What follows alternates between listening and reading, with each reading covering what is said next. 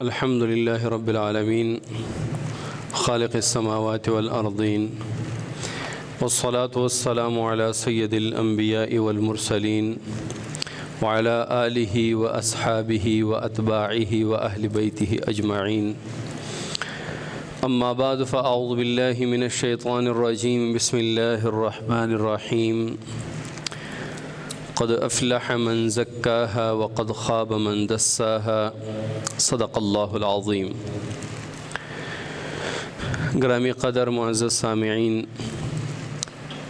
پچھلے جمعے سے اصلاح نفس کے حوالے سے بات شروع کی ہے کہ انسان کو آخری دم تک اپنے نفس، اپنے آپ کی اصلاح کی فکر کرنی چاہیے کہ بندہ راہ راست پر رہے، بندے کی اصلاح ہو جائے، اندر کی اصلاح ہو جائے، باطن کی اصلاح ہو جائے.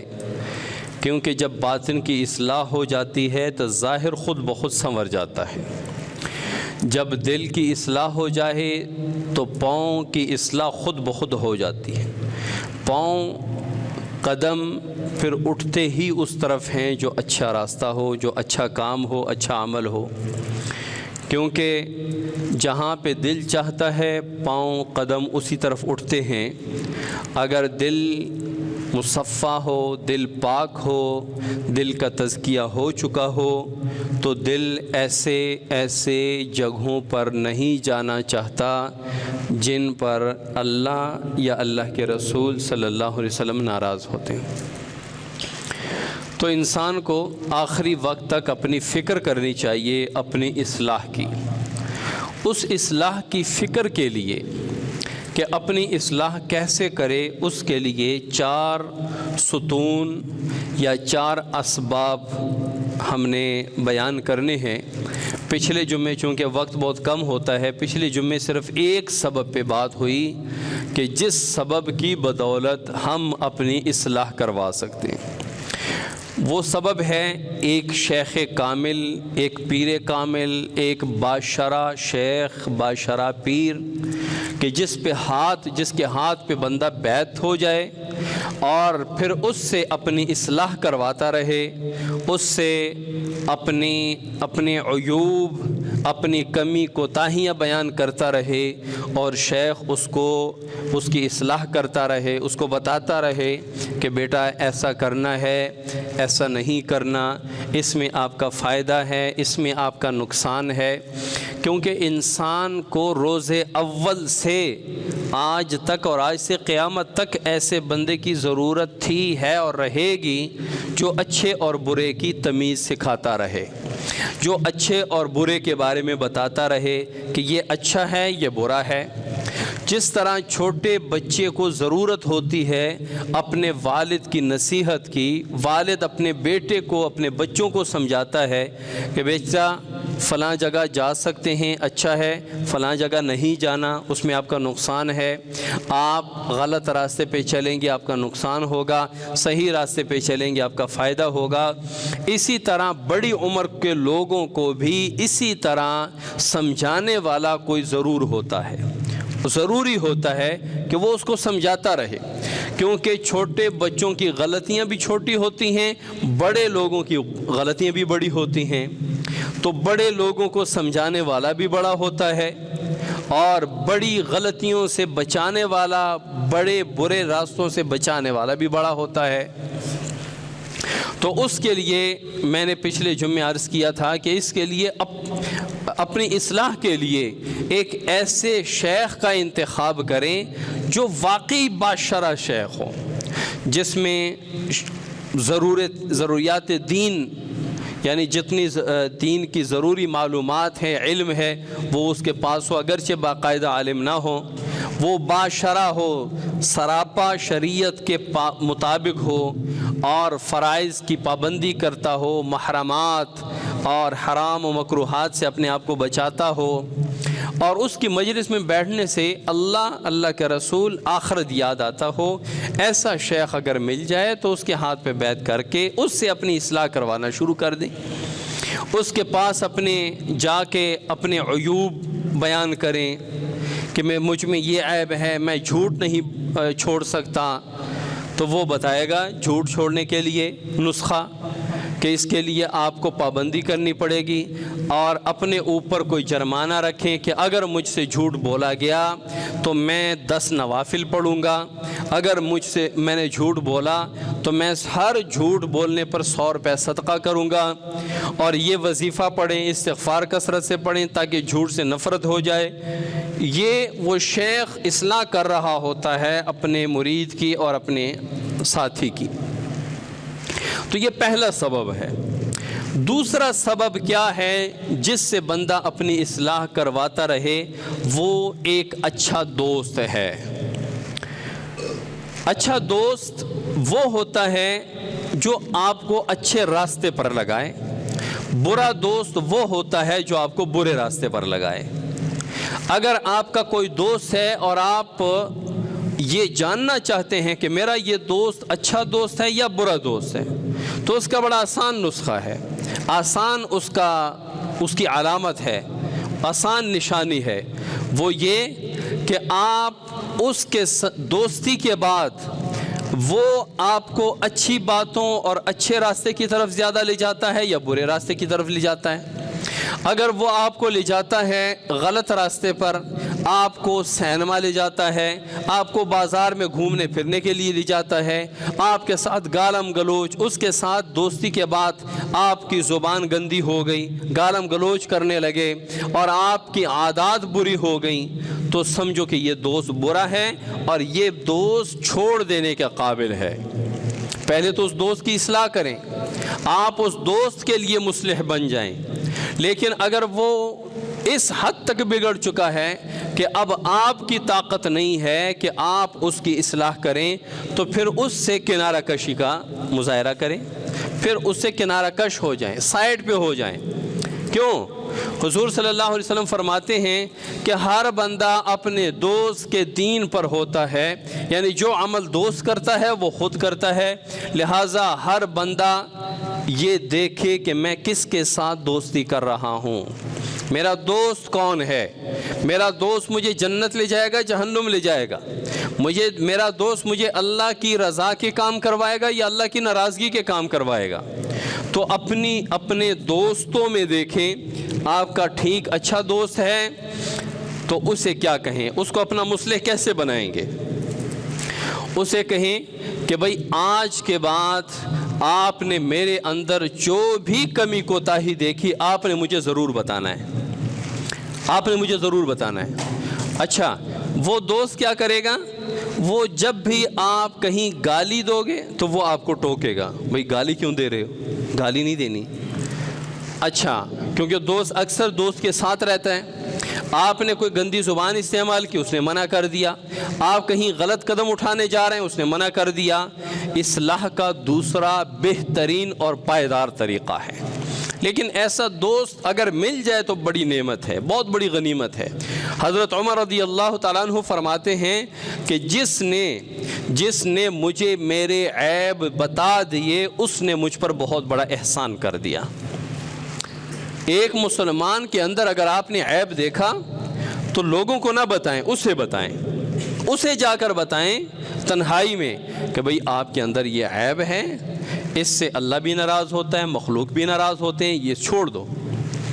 اور جو آپ کا مخلص نہیں ہوگا وہ آپ کے عیب آپ کو نہیں بتائے گا، دنیا کو بتائے گا، جس کے بارے میں نے ایک مرتبہ بیان بھی کیا تھا کہ حضور صلی اللہ علیہ وسلم نے پناہ مانگی ہے، وَمِن خَلِيلٍ مَاكِرٍ عَيْنَاهُ تَرَيَانِ وَقَلْبُهُ يَرْعَانِ إِن رَأَىٰ حَسَنَةً دَفَنَهَا وَإِن رَأَىٰ سَيِّئَةً أَذَاعَهَا۔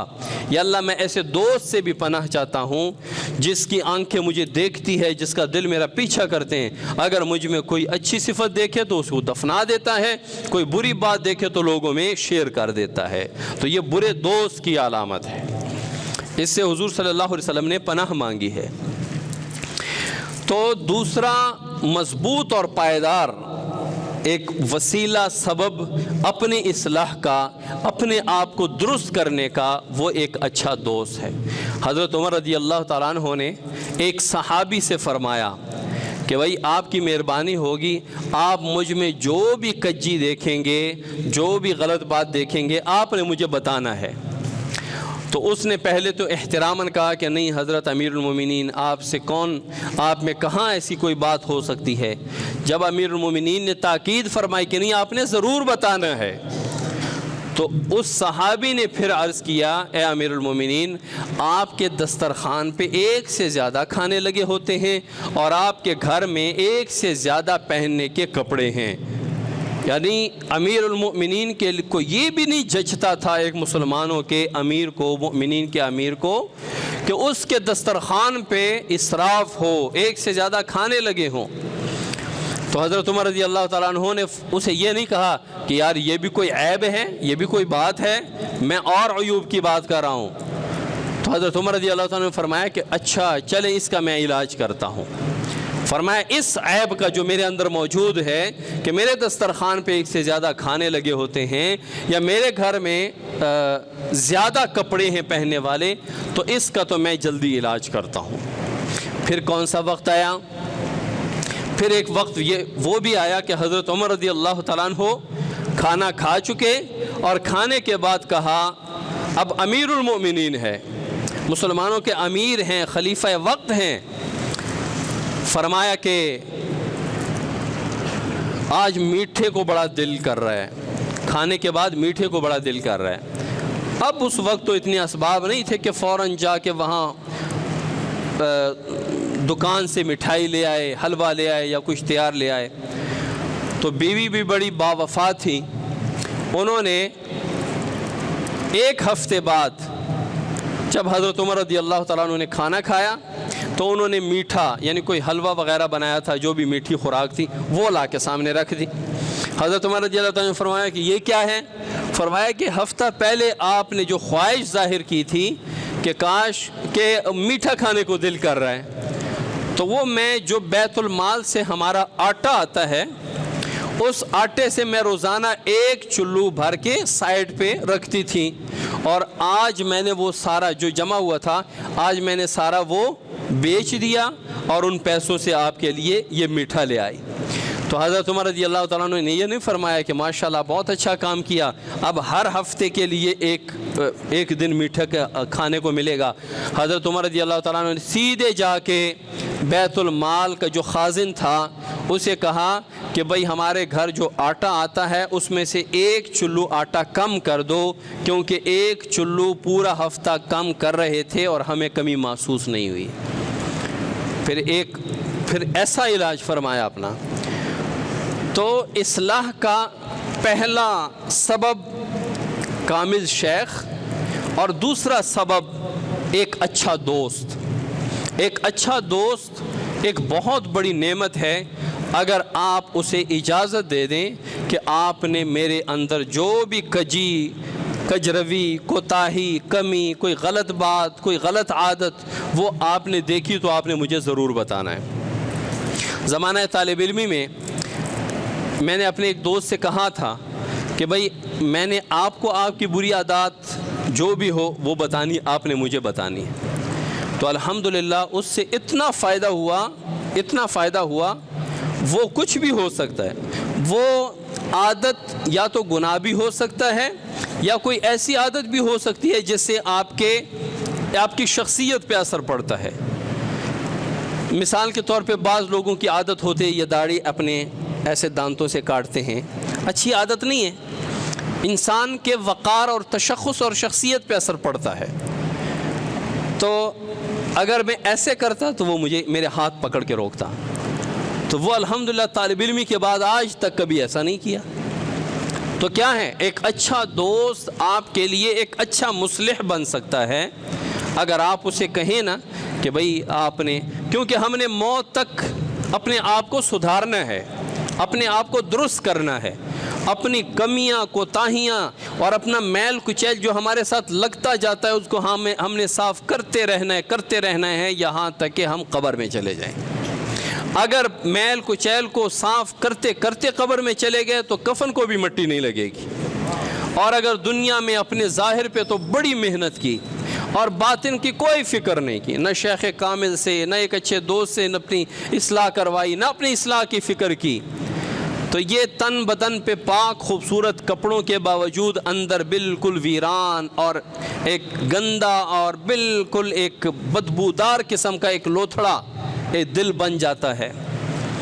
اصل باطن کی اصلاح ہے، اپنے اندر کی اصلاح کرنی ہے، اندر کی اصلاح ہو جائے، باہر میں نے کہا کہ خود بخود جب آپ کا دل صاف ہو جائے تو آنکھیں پاک دیکھنا شروع کر دیں گی، کان اچھا سننا شروع کر دیں گی، ہاتھ اچھا کام کرنا شروع کر دیں گی، قدم اچھی طرف اٹھنا شروع ہو جائیں گے۔ اور اگر آپ کا دل پاک نہیں ہے تو پھر آنکھ بھی گناہ کرے گی، کان بھی گناہ کریں گے، آنکھیں بھی، زبان بھی، ہاتھ بھی اور قدم بھی اس طرف اٹھیں گے جس طرف اللہ ناراض ہوتے ہیں۔ تو دوسرا بڑا سبب، وسیلہ، وہ آپ کا اچھا دوست ہے۔ اپنے کسی ایک دوست کو کہو جن کے ساتھ آپ کا اکثر بیٹھنا اٹھنا ہوتا ہے، اسے کہو کہ آئندہ آپ میرے اندر جو بھی عیب دیکھو، وہ عیب چاہے دین کے حوالے سے ہو، دنیا کے حوالے سے، وہ چاہے گناہ ہو یا دنیا میں لوگوں میں برا لگتا ہوں، جو بھی عیب ہو آپ نے وہ مجھے بتانا ہے۔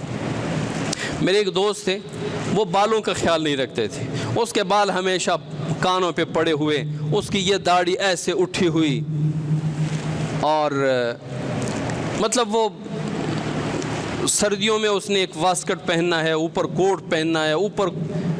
تو میں نے کہا یار ایسا بنو کہ کوئی آپ کو دیکھے اور کہے کہ یار میں بھی ایسا بننا چاہتا ہوں، کوئی آپ کو دیکھے اور کہے کہ یار اس سے کیا بنا ہوا ہے۔ کسی ایک کا داڑھی رکھنے کو دل کرے اور آپ کی داڑھی کو دیکھ کر اس کا تو ایسے دل اچاٹ ہو جائے گا۔ کہتے ہیں کیا کروں؟ میں نے کہا یار داڑھی کو اپنے برابر کرو، خوبصورت بناؤ، اپنے بال بنایا کرو، 15-20 دن مہینے بعد بال بنایا کرو، بالوں کی سیٹنگ کیا کرو، اپنے ناخن تراشا کرو۔ یہ جو آپ 3-3 4-4 کوٹ وغیرہ پہن کے گھوم رہے ہیں اور اپنے ملنگ بنے ہوئے ہیں، جہاں سے بھی گزرو تو لوگ آپ پر ہنستے ہیں، آپ خوبصورت بن کے پھرو۔ آپ صلی اللہ علیہ وسلم نے اس پر کبھی کمپرومائز نہیں فرمایا۔ آپ صلی اللہ علیہ وسلم بڑے ویل ڈریسڈ رہتے تھے، یہاں تک لکھا ہے سیرت کی کتابوں میں جب حضور صلی اللہ علیہ وسلم کو کوئی ملنے آتے اور شیشہ نہ ہوتا تو آپ صلی اللہ علیہ وسلم پانی کے برتن میں اپنا چہرہ مبارک، اپنی داڑھی سنوار کے نکلتے تھے۔ یہ حضور صلی اللہ علیہ وسلم نے امت کو دیا ہے۔ یہ بنگ ملنگ رہنا اور بال بکھرے ہوئے یہ شریعت پسند نہیں کرتی۔ ان اللہ جمیل یحب الجمال، اللہ خوبصورت ہے، خوبصورتی کو پسند فرماتے ہیں۔ اپنے ظاہر کو بھی خوبصورت بناؤ، اپنے باطن کو تو خوبصورت بنانا فرض ہے۔ قد افلح من تزکا، وہ تو کامیاب ہو گیا جس نے اپنے باطن کو پاک کر دیا، لیکن اس کے ساتھ ساتھ اپنے ظاہر کو پاک رکھا کرو، پاک صاف ستھرے۔ یہ جمعے کا غسل کیوں مسنون ہو گیا؟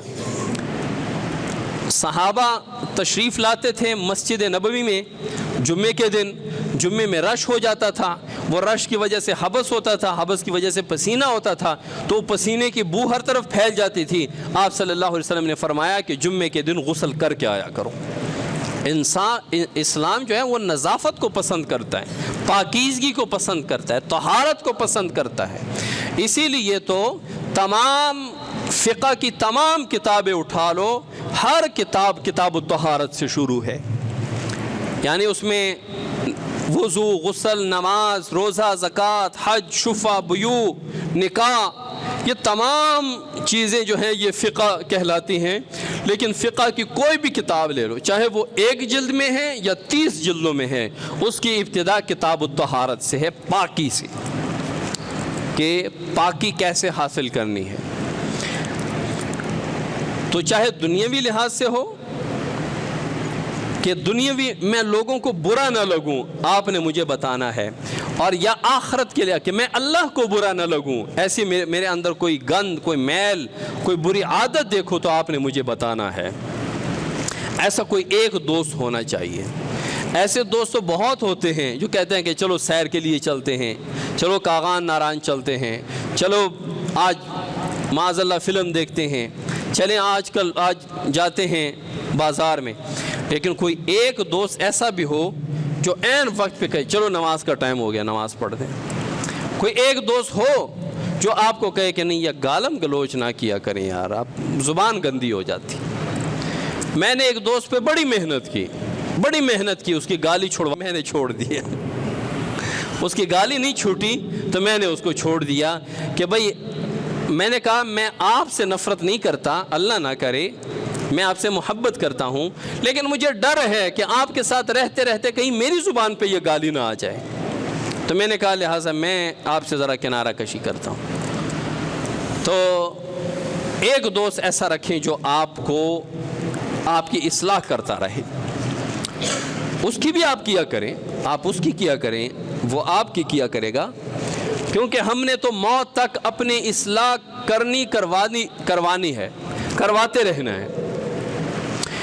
اچھا، دو چیزیں ہو گئیں. تیسری چیز جس سے آپ نے اپنی اصلاح کرنی ہے وہ یہ ہے کہ آپ نے لوگوں کو دیکھنا ہے.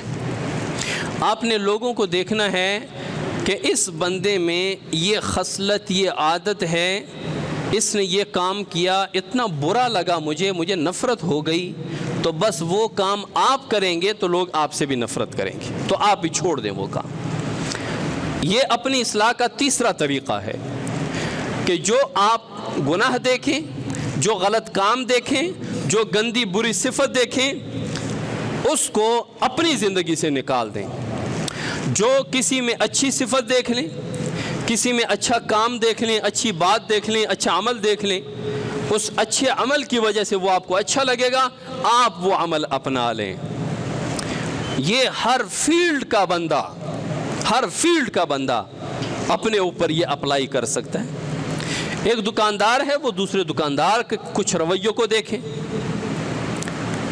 بعض دکاندار کسی کے پاس جائیں اور وہ آپ کو کوئی چیز دے، کتنے کی ہے بھائی؟ 1000 کی، بھائی 500 کی دے دیں. تو دو طرح کے دکاندار ہیں.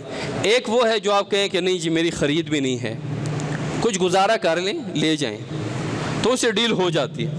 ایک قسم کا وہ ہوتا ہے کہ جب وہ کہے کہ یہ 1000 کا ہے، آپ وہ کہیں یار 500 کا، تو وہ کہیں گے کہ یار ٹائم ضائع نہ کر چل. تو اس سے وہ گاہک کو ایک قسم کی نفرت بھی ہو جاتی ہے، اس کی اپنی اخلاقی، اس کا اپنا رویہ وہ بھی سامنے آ جاتا ہے، اور وہ گاہک ہمیشہ کے لیے اس دکان سے کٹ جاتا ہے. تو ایک دکاندار نے جب دوسرے دکاندار میں یہ رویہ دیکھ لیا تو اپنے آپ کو اس سے بچا لیا کہ میں کبھی کسی کو اس طرح جواب نہیں دوں گا. میں کبھی کسی کو، کل کی بات ہے، کوئی سامان لوڈ کرنے کے لیے میں رکشے کے پاس گیا، تو عموماً جہاں سے میں سامان لوڈ کروا کے یہاں پہنچاتا ہوں وہ مجھ سے 300 سے 400 روپے لیتا ہے. میں نے رکشے والے کو کہا، میں نے کہا یار یہ سامان مسجد کی تپائیاں ہیں جس پہ قرآن رکھتے ہیں، یہاں سے لوڈ کرنی ہے، مسجد پہنچانی ہے. تو اس نے کہا 1000 روپے. 1000 روپے، 1000 تو اب ظاہر ہے کہ 3 گنا اب زیادہ مانگ رہے ہیں. میں نے کہا یار 300-400 روپے میں دیتا رہتا ہوں. اب اس کو چاہیے تھا وہ مجھے کہے کہ بھئی میرا اتنے میں گزارا نہیں ہوتا، آپ کوئی اور دیکھ لیں. اس نے کہا نہیں یہ 300 سنبھال کے رکھو، میں آج اکاؤنٹ نہیں بنایا. رکشے والا کہتا ہے مجھے، نہیں بھائی وہ 300 تسی سنبھال کے رکھو، میں آج اکاؤنٹ نہیں بنایا، میں کتنے رکھاں گا 300 روپے. تو میں نے کہا یار وہی بات ہے جڑا ماں نو ستاندہ اور رکشہ ہی چلاندہ. یعنی اس کی اخلاق کو دیکھیں کہ بھئی اگر آپ کو یہ کم لگ رہے ہیں تو آپ یہ کہیں کہ جی نہیں 300-400 میں مجھے وارہ نہیں ہے. وہ جھکتے کرنے لگا، وہ کہتا ہے کہ نہیں میں اجے اکاؤنٹ بھی نہیں بنایا تھے، میں کتنے رکھاں گا 300-400 روپیے، تو تجھے کول ہی رکھو. وہ دوسرا بندہ ہے، اس نے اسے بہت کچھ سنایا. میں نے کہا بھائی چھوڑو یار، اس نے سیکھا یہی ہے، وہ اس کی تربیت ہی ایسی ہوئی ہے گھر سے، اس کو ہم نے کیا کہنا ہے، چھوڑو. بس دوسرا آیا، اس نے کہا کہ اسے پھر بہت برا کہا. اس نے کہا کہ یار بندہ ویک کے بندہ گل کرتا ہے. تو اس نے کہا، وہ بھی رکشے والا تھا، اس نے کہا کہ آپ 100-200 جتنا مرضی دیں گے دیں، آپ چلیں. تو وہ آیا، میں نے خوشی سے 500 دے دیے. تو یہ بات میں کیوں کر رہا ہوں؟ ہر فیلڈ کا بندہ، وہ مولوی ہے، وہ دکاندار ہے، وہ ڈاکٹر ہے، وہ کسی بھی فیلڈ میں ہے، آپ ایک برے جواب کی جگہ ایک اچھا جواب بھی دے سکتے ہیں۔ خیر بات لمبی ہو گئی، ٹائم کا پتہ ہی نہیں چلا۔ اگلے جمعے انشاءاللہ العزیز چوتھا اور آخری سبب بھی بیان کریں گے۔ اللہ کریم ہمیں اپنی اصلاح کرنے کی توفیق عطا فرمائے۔ وما علینا الا البلاغ۔